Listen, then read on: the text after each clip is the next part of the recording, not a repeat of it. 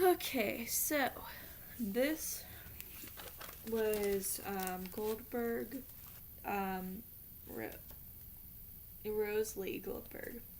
And this was her foreword, as well as chapter 1 and chapter 2. So the foreword um, talks about what performance art is basically, and we learn that she's done three. This is the third edition, which you could see in the title, but she talks about how there's differences in each editions just because of the advancement of performance art, and how in her first edition, which was 8 years before, she says that performance became accepted as medium of artistic expression in 1970. She says that on page 7. It's the first page. So obviously it's going to be a little bit different than the two other editions that she's had, because now we are done with the 20th century. I'm not sure when the second one was made though. But she just talks about that, and about what performance art is. She says how it's anarchic, which we kind of see through futurism and constructivism in the first two chapters. And she says it on page 9. And then she starts talking about manifestos, but I feel like that should be kind of seen more in the first chapter is a lot. Something that I kind of enjoyed was on page 8. She says, unlike theater, performer is artist.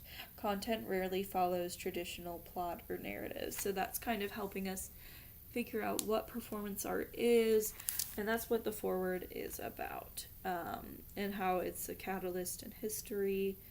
And boom. Okay, so chapter 1 is about futurism and kind of the history of how futurism starts.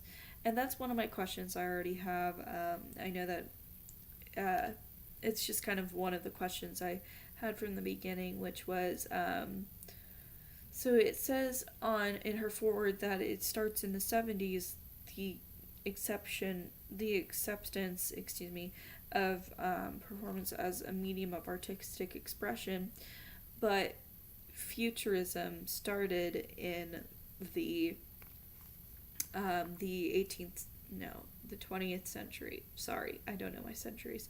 But I think that's so interesting that we see futurism and kind of the Futurist Manifesto starting in 1909 by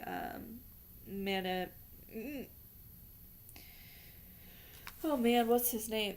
Marinetti. Sorry.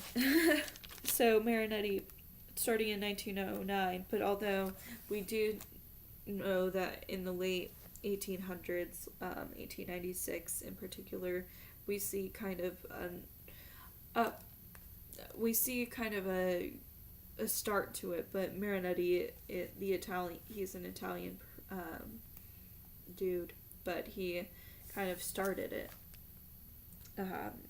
And so in chapter 1, there's like a few sections how she splits it up. So we start with the Ubu Roy and Roy bombins, which is a type of farce that Alfred Jarry had. And so that starts with, and then that kind of influences Marinetti.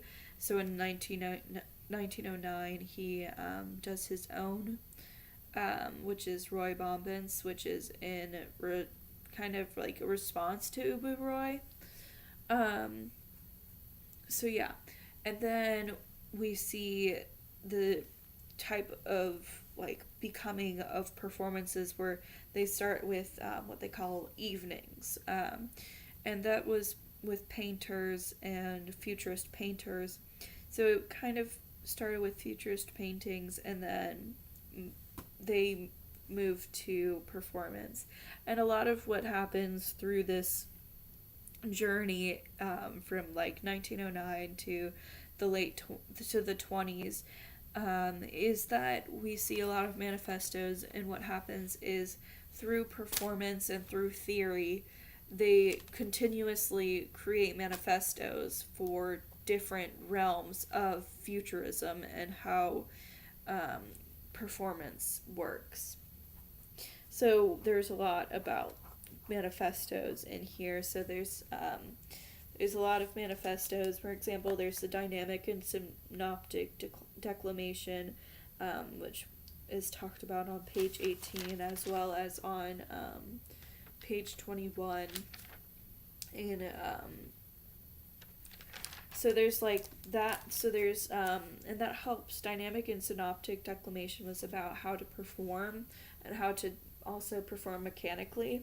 And then there was also The Art of Noises, which was a manifesto made by Russolo, which was about noise music, as well as various others. So there was about futurist dance. There was just a lot. About synthetic theater. There's all types of arts that were being done, basically. And the later futurist activities is the last section of chapter 1.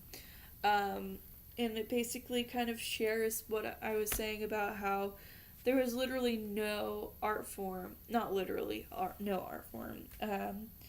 Let's see what they say. They say, it's basically on page 29, I'm rephrasing this a little bit, but she says they didn't leave any field of art untouched. That they kind of attacked all possible outlets of art. She says this is on page 30.